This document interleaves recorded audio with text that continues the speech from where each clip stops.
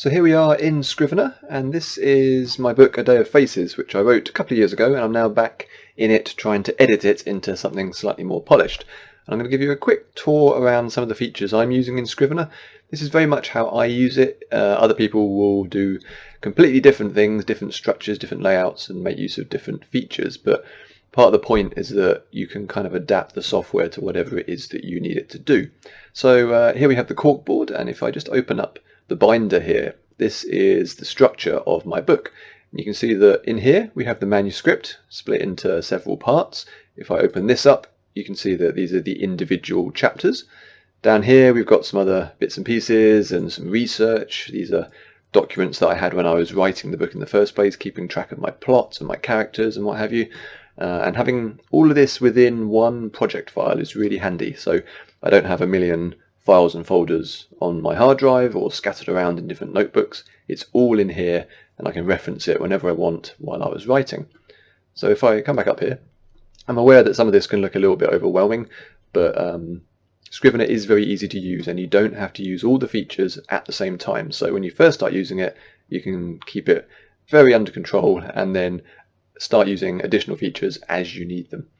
So if I click onto here, this is Arc 1, which is the first part of the book, contains all these chapters here. And you can see that I've color coded them. So this is something I did when I started to go into the editing process.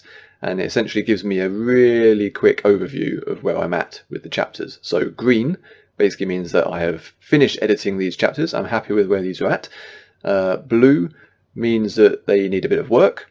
Nothing major. Red is basically me saying this chapter needs complete rewrite, it's a big mess, and that kind of thing. So at a glance I can kind of see what I'm talking about.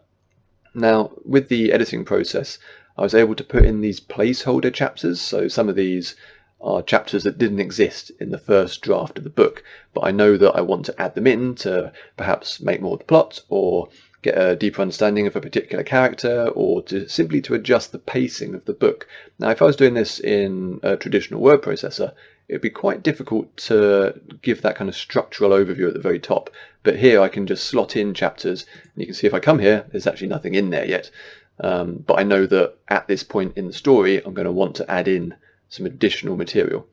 If I click on a chapter here, you can see that I've got my actual text. This works very much like any typical word processor, so the actual writing is just the same as if you're writing it in Word or Google Docs or anything like that. It's really structural and keeping track of all your materials where Scrivener comes into its own. I can also open up this, and this gives me some extra information on this chapter. So you can see I've got some notes in here, project notes, document notes. Here's the labels I was talking about. So you can see I can set any chapter to needs total rewrite, needs expansion, needs some redrafting. This is a new chapter, so it's one of those completely new elements I was talking about, or it's complete and I can move on. You can also split your interface like this. So if it's useful, you can be writing in one panel, and then over here, perhaps I want to have this document, which is my kind of chapter by chapter breakdown. So you can be referencing some of your research or your planning whilst you're writing over here. Again, how many of these features you use is entirely up to you. You're not forced into kind of knowing every single tiny individual feature. You can approach it however you want. So you can make use of all these different views just to help you arrange your thoughts, really. It's very much like if you are lucky enough to have a nice office where you can have a pinboard, a corkboard on the wall with loads of notes, and then you've got a big notebook somewhere else, and not all of us have that much desk space or house space, and Scrivener is really handy in that it manages to bring all of those different things into a single program that you can keep track of your project in a very neat and handy way. Now something else you can do is go into full screen mode. This is something I mentioned in the article on the blog.